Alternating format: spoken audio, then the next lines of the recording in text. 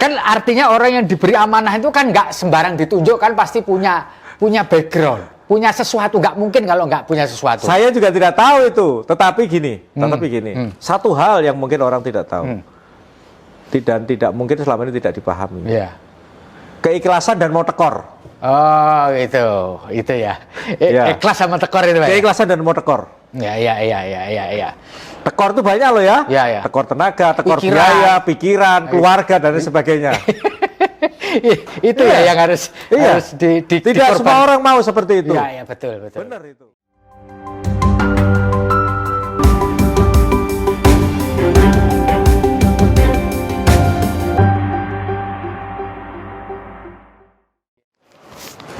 Assalamualaikum warahmatullahi wabarakatuh.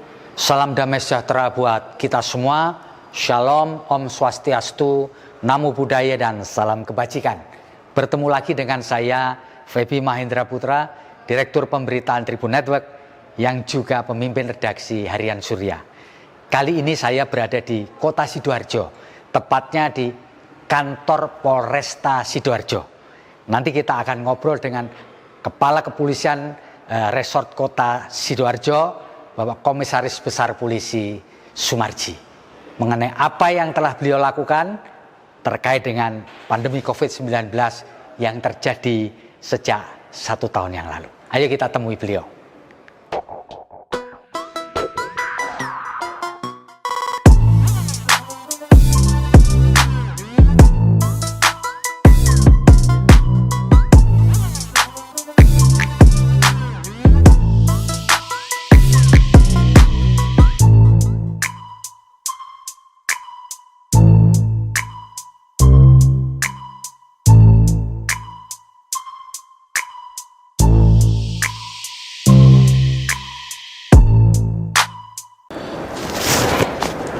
Assalamualaikum warahmatullahi wabarakatuh.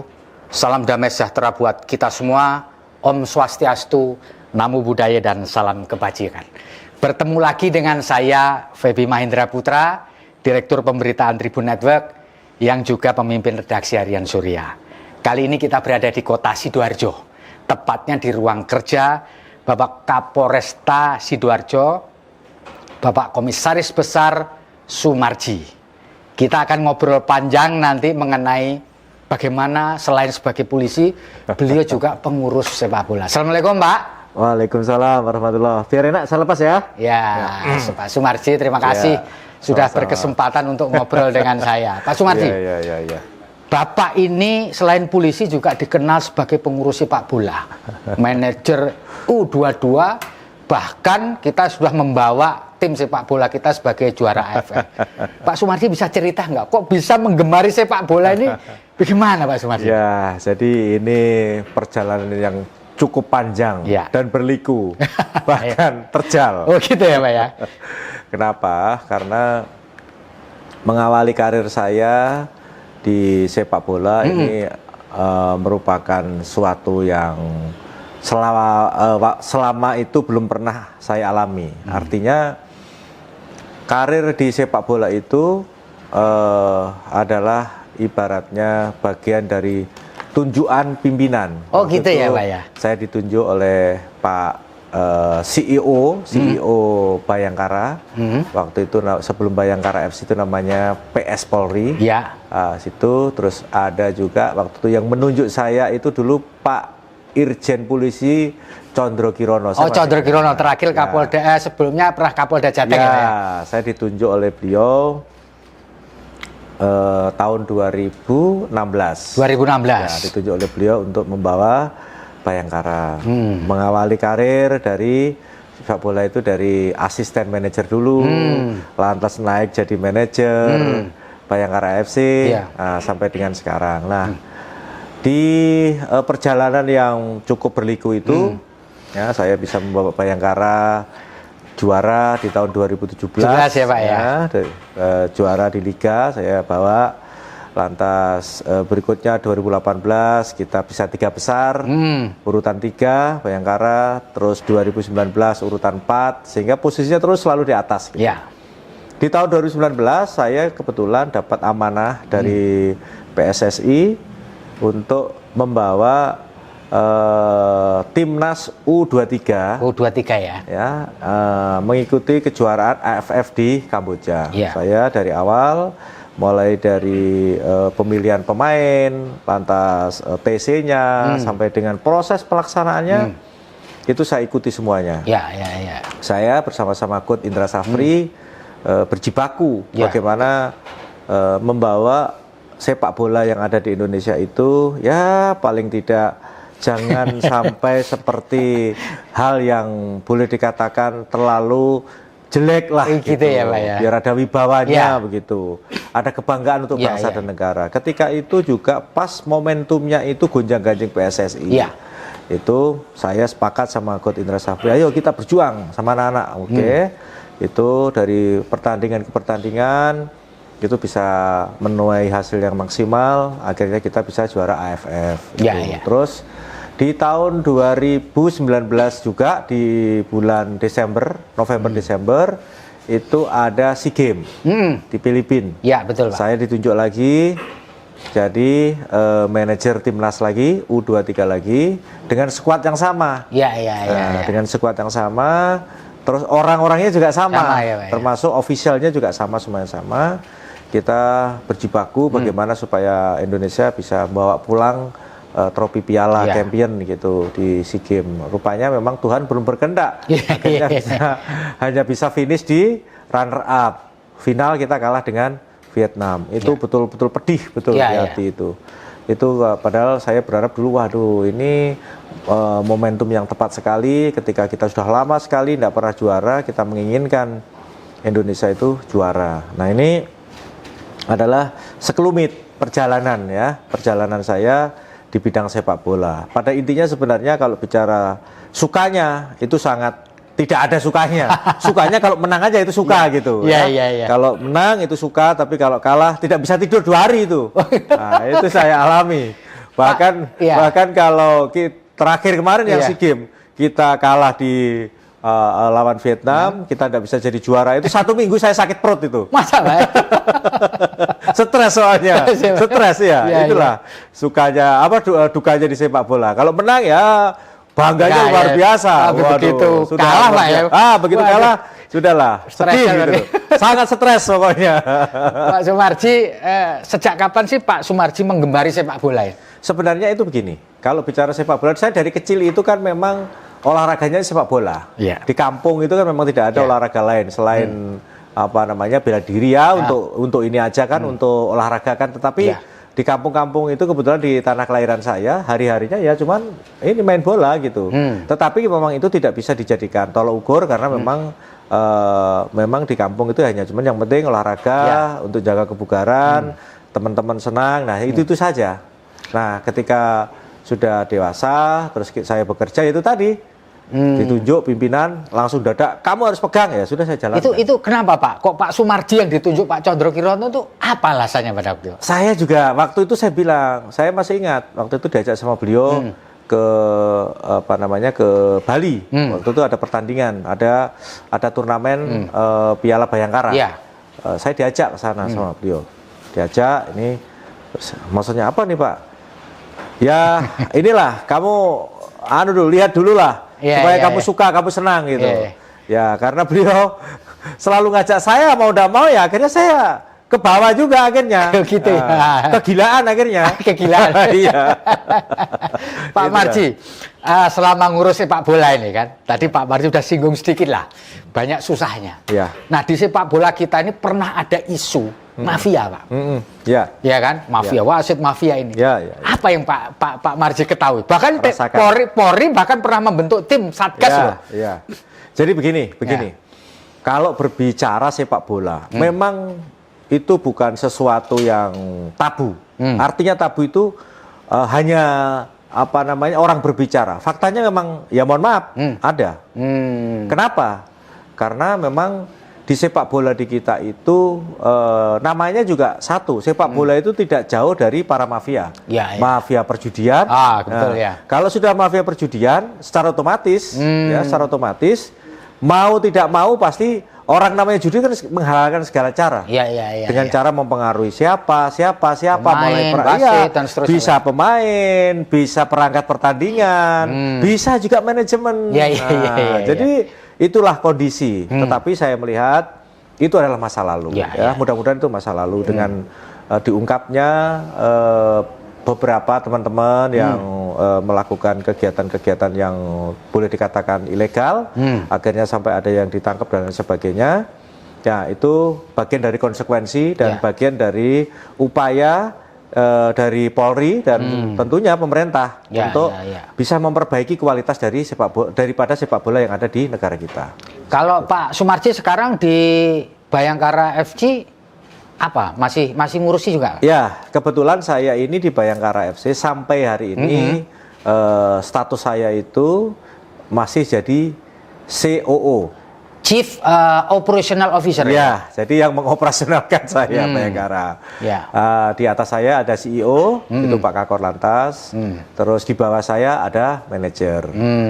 Kalau di timnas saya sampai hari ini kemarin saya dapat SK lagi ditunjuk untuk jadi wakil manajer. Loh Pak, Bapak ini selalu dapat amanah di sepak bola. Kuncinya apa sih Pak?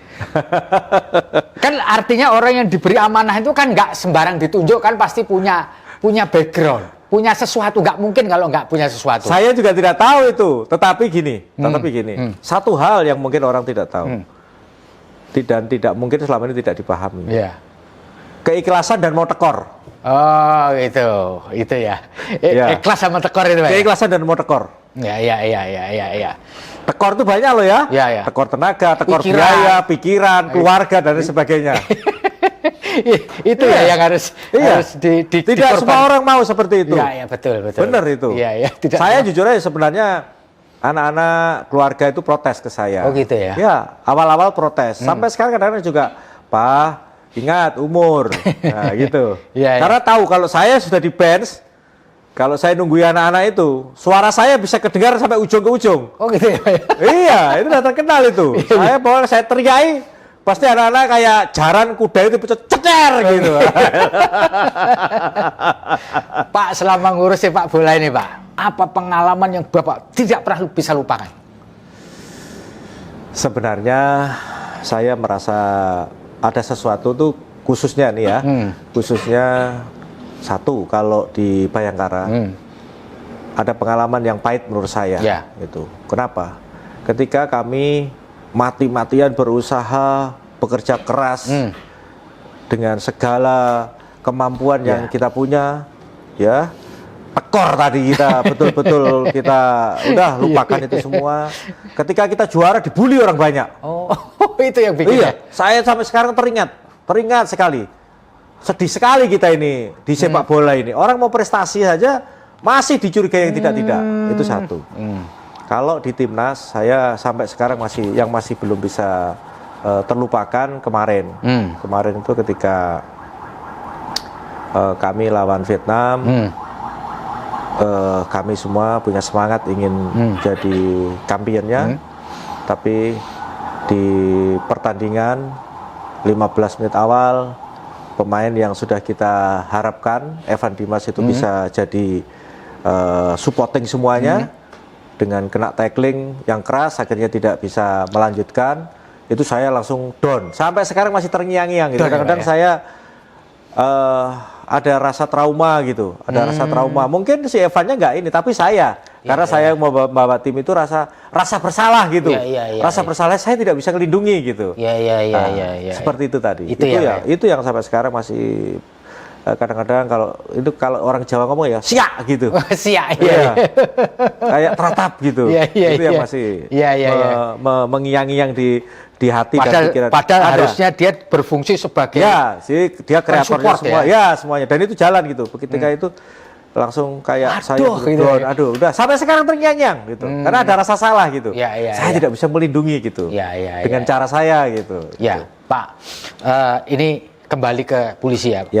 Bapak ketika setelah beberapa lama jadi Kapolres Sidoarjo Februari tahun 2020 yang lalu, seluruh dunia mengalami pandemi. Sidoarjo termasuk Surabaya dapat sorotan karena ya 11-12 lah. Iya. Tapi Bapak dianggap sebagai role model yang berhasil memberikan semangat. Ya. Apa yang sebenarnya terjadi di pikiran Bapak pada waktu pandemi itu terjadi, Pak? Ya, jadi begini ya. Saya tentu teringat betul mengawali adanya pandemi COVID-19 ini. Khususnya ya, yang melanda negara dunia dan khususnya Indonesia dan lebih khusus lagi itu Kabupaten Sidoarjo. Saya mengawali jadi Kapolres menjabat itu pertengahan bulan Februari. Lantas awal Maret itu saya ingat sekali tanggal 12. Betul. Itu sudah boleh dikatakan kita harus berperang melawan COVID. Yang kita sendiri tidak tahu lawan kita ini siapa, modelnya seperti apa. Nah, tentu ini dengan framing-framing yang ada di luaran begitu mengerikan, sehingga membuat kita semuanya merasa COVID ini benar-benar sangat-sangat berbahaya dan kita semuanya diwajibkan untuk bisa seperti itu, memframing lebih ganas lagi, gitu, supaya masyarakat juga terbawa dengan instruksi kita, gitu. Nah, tentu dengan kondisi yang seperti itu, saya ini kebetulan kan boleh dikatakan dituakan dalam memelihara Harkam Tipmas di situ. Saya tidak boleh kalah gitu. Dalam kondisi seperti apapun, saya harus betul-betul fight. Nah, semangat sepak bola yang saya bawa. Sehingga saya boleh dikatakan 1 kali 24 jam, saya istirahat paling lama 3 jam. Paling pulang sampai rumah itu jam 2. Kadang-kadang jam 3. Pagi jam 6 saya sudah harus bangun, saya sudah harus mimpin anak-anak di lapangan. Kalau saya lemah, semua pasti lemah. Ngelokro semua ya. Pasti itu. Dikarenakan apa? Framing yang begitu luar biasa, ditambah memang kondisinya seperti itu. Ditambah banyak orang sakit, tiba-tiba meninggal, ada yang jatuh meninggal di jalan dan sebagainya. Itu membuat suasana kacau dan karu-karuan. Nah, itu saya harus bisa memposisikan diri, saya harus bisa ngelindungi semuanya, saya harus bisa ngayomi semua, maka saya kuat-kuatkan. Tapi alhamdulillah perjalanan itu semua bisa saya lalui dan mungkin Yang Maha Kuasa mengabulkan doa saya. Saya cuma minta satu, ya Allah berikan saya selalu sehat, itu aja. Itulah yang selalu saya bawa dan dengan kondisi euforia kejahatan yang waktu itu sangat luar biasa, kita tahu. Dengan banyaknya tahanan yang mestinya harusnya belum selesai masa penahanannya dikeluarkan lebih dulu, apalagi tahanan-tahanan yang boleh dikatakan tahanan yang sering membuat resah masyarakat itu banyak dikeluarkan sehingga timbul gejolak di masyarakat. Masalahnya apa? Banyak kejadian namanya orang begal dan lain sebagainya. Banyak. Ada yang tangannya diputus dan itu fight bener. Gimana itu caranya? Menambah suasana jadi tambah mencekam gitu. Tapi itu tantangan yang luar biasa yang harus saya hadapi gitu. Tapi dengan semangat saya selalu pacu semangatnya anggota. Jangan ada yang kendor. Jangan ada yang kendor. Saya di depan, kalian di belakang saya, kita maju bersama-sama. Itu akhirnya berhasil gitu. Bisa mengamankan suasana, bisa mendinginkan suasana, dan COVID sendiri juga hasilnya alhamdulillah cukup bagus, kita bisa mengendalikan, tapi semua juga berkat kerjasama daripada masyarakat itu sendiri. Mau mengikuti kita gitu. Mulai dari PSBB jilid 1, 2, 3, terus sampai dengan PPKM sekarang semuanya mau mengikuti apa yang menjadi instruksi dari kita. Pak Marji, sepanjang masa pandemi sampai sekarang, pengalaman apa yang paling Bapak tidak bisa lupakan? Saya pengalaman yang paling tidak bisa saya lupakan, sahabat saya, saudara saya, kawan saya, hari-hari sama saya kalah perang melawan COVID dan meninggal. Gus Nur, Cak Nur. Itu saya betul-betul down saya. Karena hari-hari sama saya. Oh gitu ya Pak ya? Hari-hari sama saya, tidak pernah, setiap hari beliau sama saya. Suka duka beliau sampaikan, dan ini kondisi seperti ini bagaimana, dan saling mengisi, saling menguatkan. Oh gitu ya? Saya akui beliau orang baik, hatinya baik, tidak pernah punya rasa sakit hati ke orang, baik sama semuanya. Dan saya begitu dikasih tahu beliau, dan saya sakit, dan Oh, sempat beritahu waktu Pak sebelum meninggal itu 2 hari sebelumnya sama saya. Beliau ke Jakarta, begitu balik masih telepon, Pak Dan, aku rada lemes awakku. Nah, sampai begitu dulu ke rumah sakit dulu. Dan tapi begitu. Pak Marji waktu itu mengira nggak bahwa beliau ini terpapar gitu? Nggak ya? Waktu beliau ngomong aku kok. Jadi begini. Ini mungkin bagian dari saya juga salah gitu ya. Saya juga salah gitu. Beliau itu sudah serak-serak suaranya. Oh gitu. Serak-serak. Itu selalu mengatakan, Dan, saya kok suara saya kok nggak enak, kok badan saya lemas. Cak, sudahlah, kuat itu. Kalau sampean nggak kuat, jatuh sampean. Nah itu. Harusnya istirahat, saya pacu terus, ajak jalan terus beliau. Itu salah saya. Gitu. Terus saya juga nyampaikan, Cak, kalau bisa, Cak, sampean coba swab dulu lah gitu. Oke. Kita sama-sama swab. Enggak, Pak Dan, saya kuat. Saya tak rapid test saja waktu itu gitu. Hasilnya juga ternyata juga negatif, tidak apa-apa. Tapi pada kenyataannya mungkin karena beliau benar-benar capek, dipaksakan terus, akhirnya berpengaruh terhadap imunnya beliau. Dipaksakan akhirnya juga kalah juga. Oke, ya, itu yang paling tidak bisa dilupakan ya. Itu benar-benar saya down, dan saya begitu beliau meninggal, saya itu langsung ikut-ikutan down saya. Imun saya turun. Saya langsung malam itu swab. Ya toh, pagi itu swab lagi saya. Saking takutnya. Karena apa? Hari-hari itu. Hari-hari nggak pernah lepas. Itu pengalaman yang sangat-sangat tidak Pak Kapolres, bisa saya lupa. jadi kapan hari kita baru saja selesai memasuki masa libur mudik, Pak. Ya. Pemerintah menyarankan supaya orang tidak mudik, bahkan melarang mudik. Betul. Bagaimana evaluasi Pak Kapolres terkait dengan larangan mudik dan penyekatan, termasuk yang dilakukan tentu oleh Polresta Sidoarjo? Gimana, Pak? Nomor 1, saya apresiasi, saya berterima kasih, saya congi jempol 2 lah untuk masyarakat Sidoarjo. Oh gitu ya, Pak ya. Kenapa? Saya mengevaluasi. Dari mana saya mengevaluasi? Ketika pemerintah melarang mudik, warga yang keluar dari Sidoarjo itu boleh dikatakan sangat-sangat minim sekali. Oh gitu ya. Indikatornya dari mana? Dari jalanan. Gampang kan? Ya. Dari jalanan. Karena kita sudah ada titik-titik yang kita tentukan untuk mengevaluasi dan mendeteksi ada tidak warga yang keluar. Itu 1. Yang kedua, saya apresiasi dan saya sangat berterima kasih warga Sidoarjo. Semuanya lebih banyak tinggal di sini. Indikatornya dari mana? Ya. Pasar-pasar normal, seperti bukan pada saat mau lebaran. Normal saja. Adapun peningkatan nggak banyak. Mall juga demikian. Jalanan itu juga sama. Artinya apa? Apa yang selama ini disampaikan oleh masyarakat, oleh pemerintah, termasuk oleh kita semuanya, ayo wargaku ojo sampean mudik.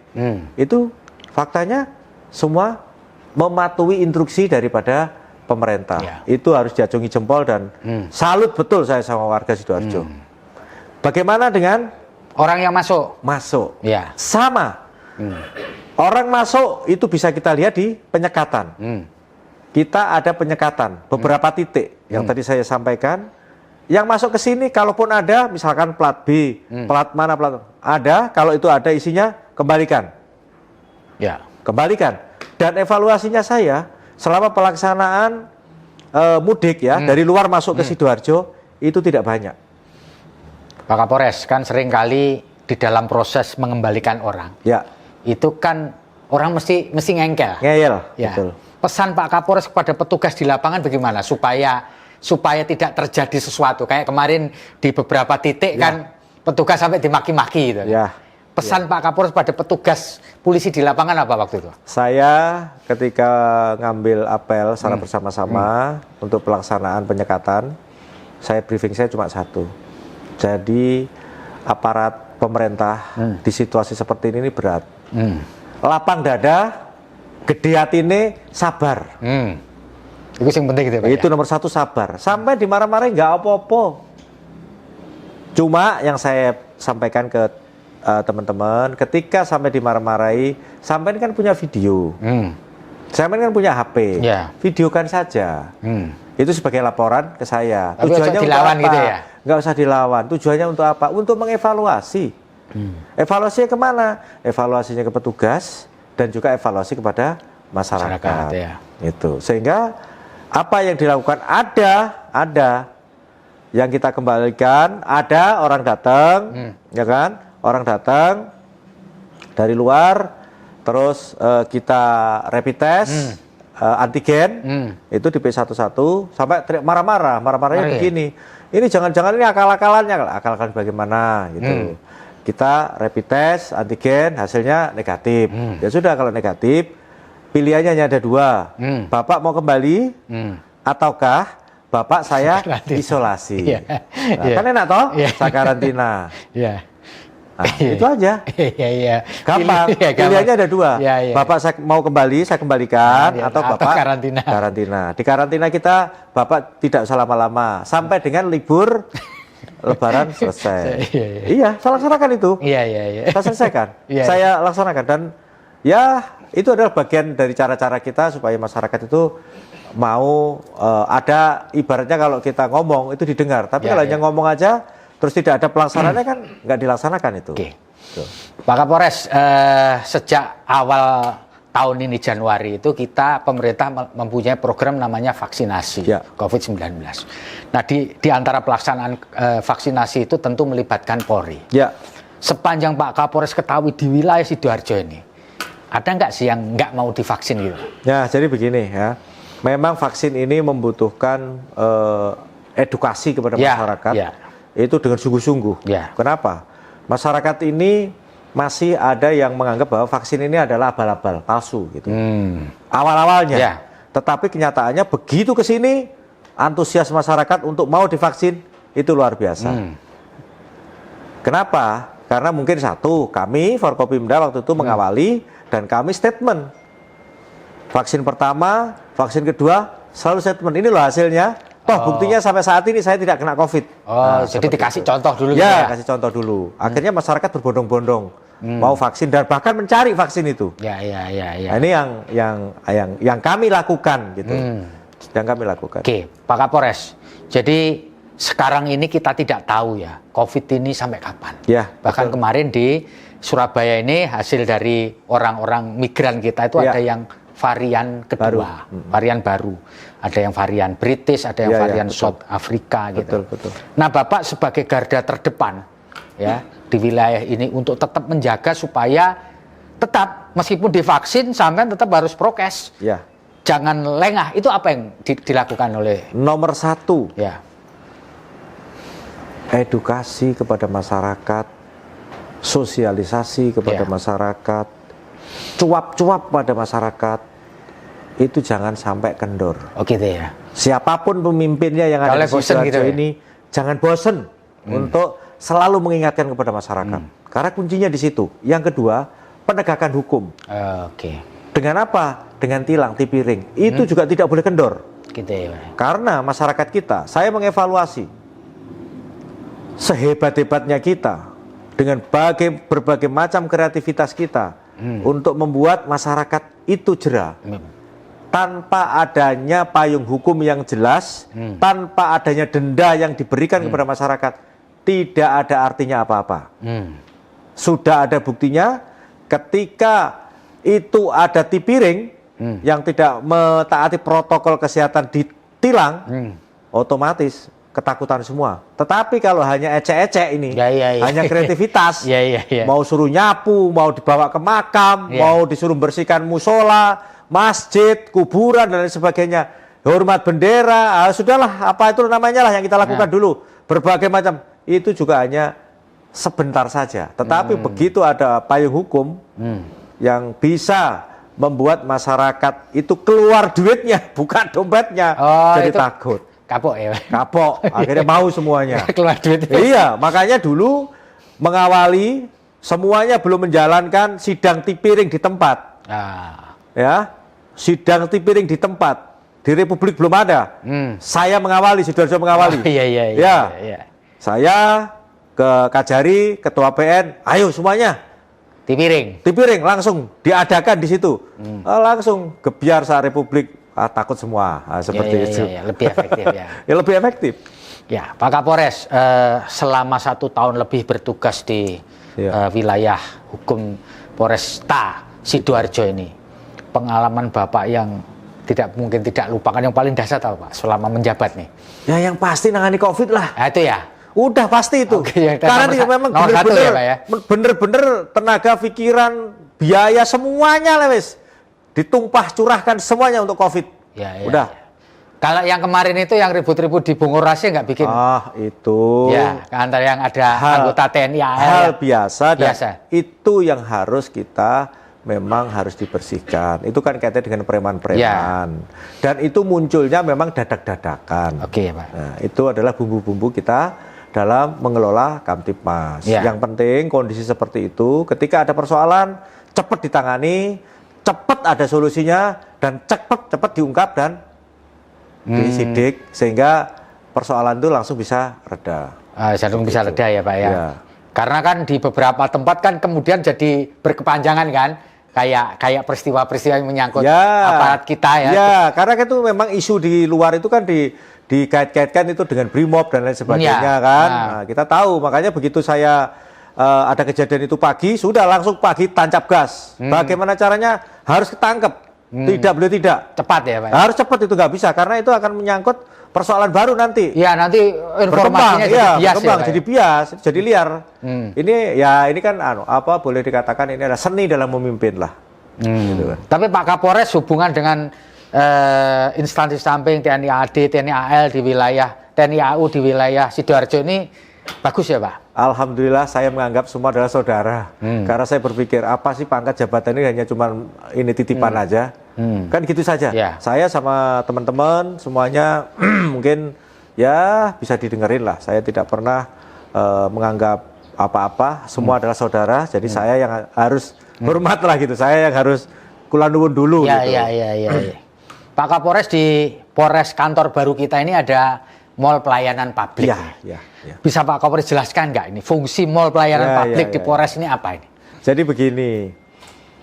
MPP ini sebenarnya, MMPP ini, Mall Mini Pelayanan Polri ini sebenarnya menjawab apa yang menjadi program prioritas Pak Kapolri.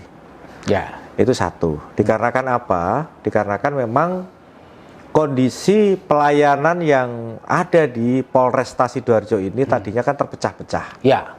Terpecah-pecah. Saya menginginkan adanya pelayanan yang terintegrasi. Dalam satu tempat aja ya? Ya, satu atap tapi masyarakat bisa semua menggunakan itu. Contoh misalkan orang mau ngurus laka lantas, tidak harus lari ke sana, lari ke sana, lari ke sana. Saya menginginkan terintegrasi satu tempat. Cukup di wilayah itu aja ya? Di situ saja. Jadi masyarakat itu terjawab. Terus yang kedua, orang mau perpanjang STNK, mau perpanjang SIM, tidak usah harus lari sana, lari sini. Sudahlah di sini saja, gitu. Dan lain sebagainya.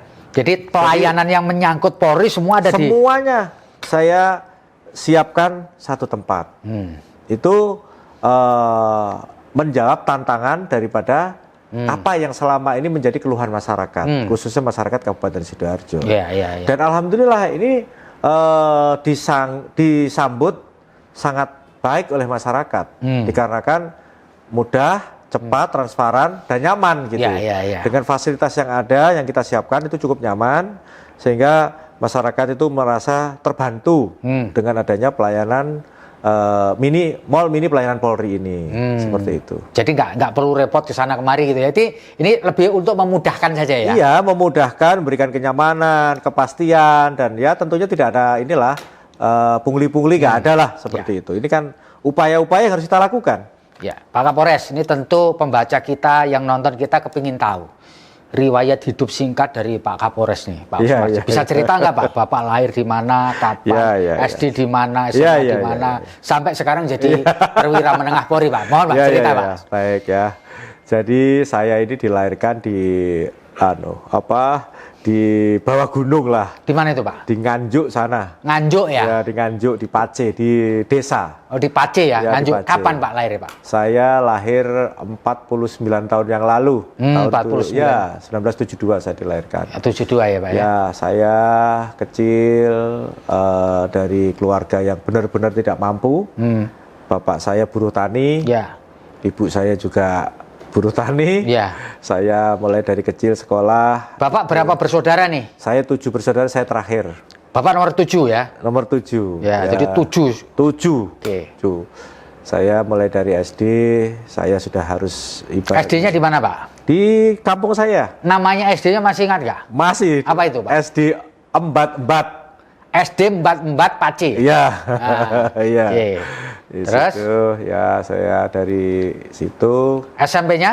SMP-nya di Luceret. Jadi saya Masih ingat nama SMP-nya? ya masih SMP Luceret lah. Oh, SMP Luceret. Iya. Nah. Jadi saya sekolah itu ke SMP itu karena sepeda juga tidak punya. Ya. Ya jalan kaki lah. Dari tempat Dari rumah. tinggal Bapak ke Ya. SMP berapa jauh tuh?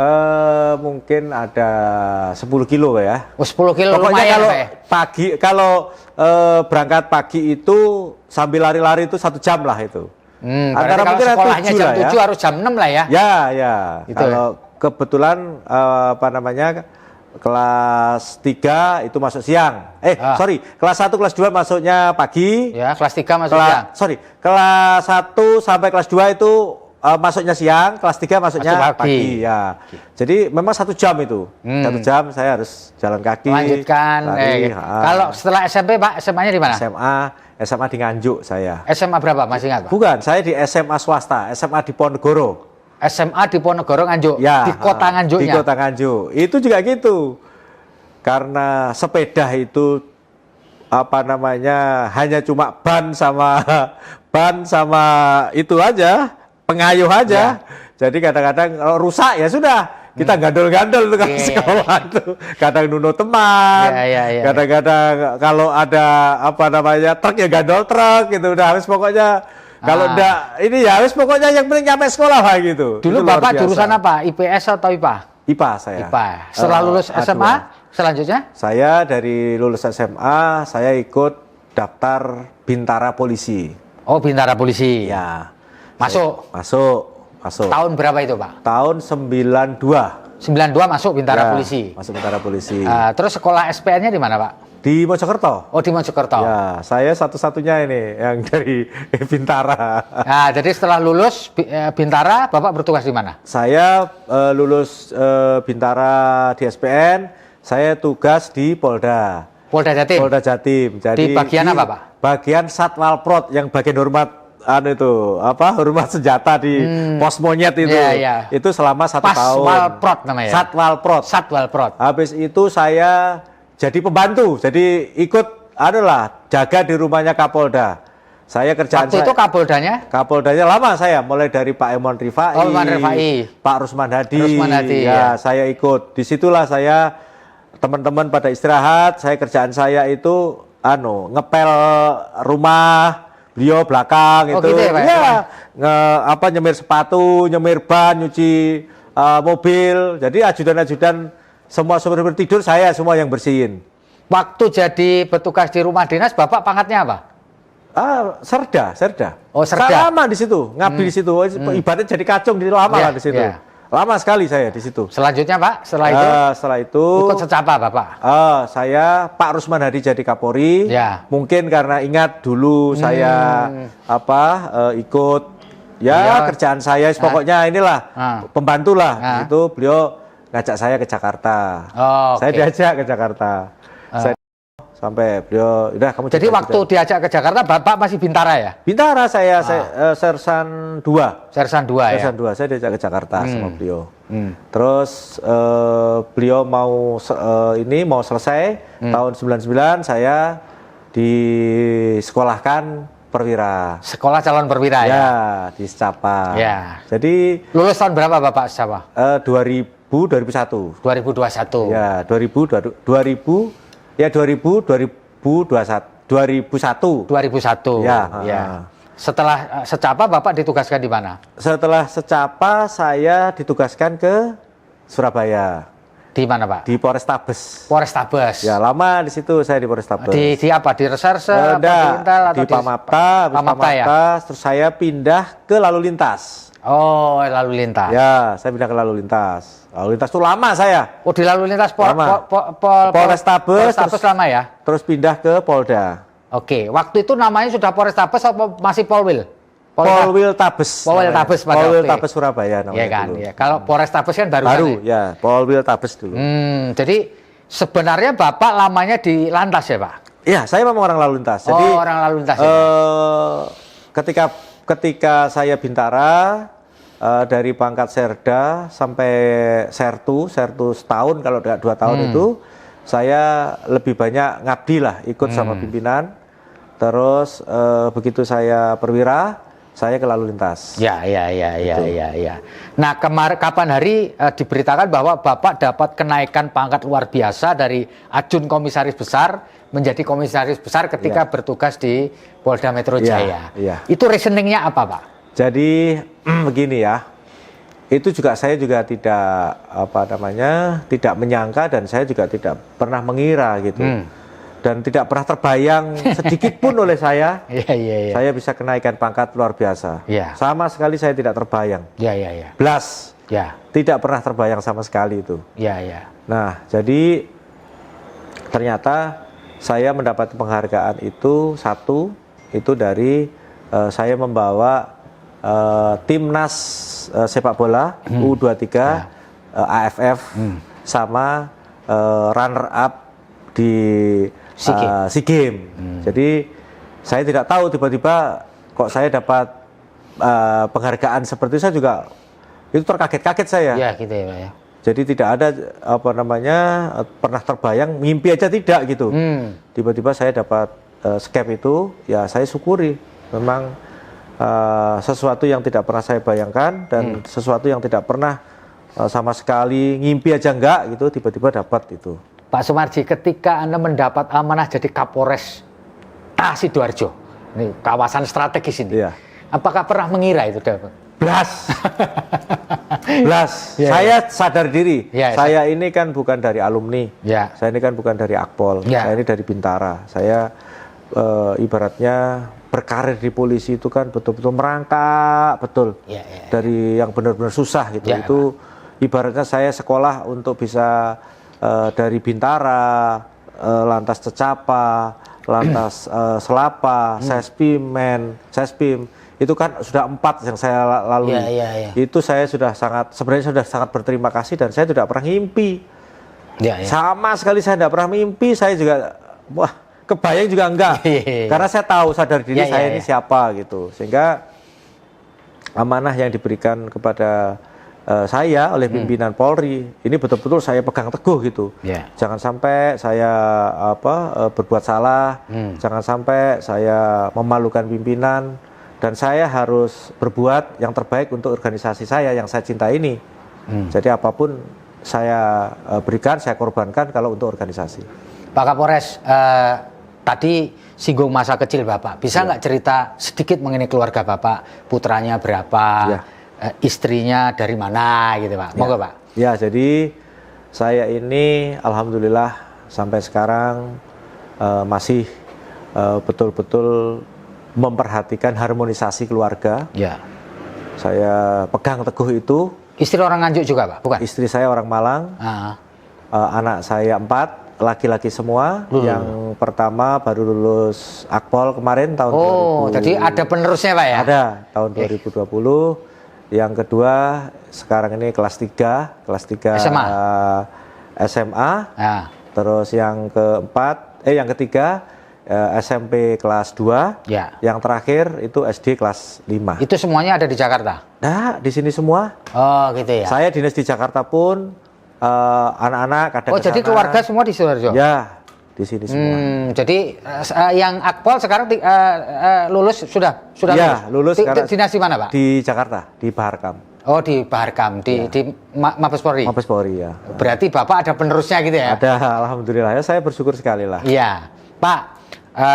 Sebagai closing statement, apa yang ingin Bapak sampaikan kepada warga Sidoarjo, ya, terutama ketika kita tidak tahu ini pandemi ini, bencana ini, balak ini, pagebluk ini sampai kapan? Monggo Pak, silakan Pak.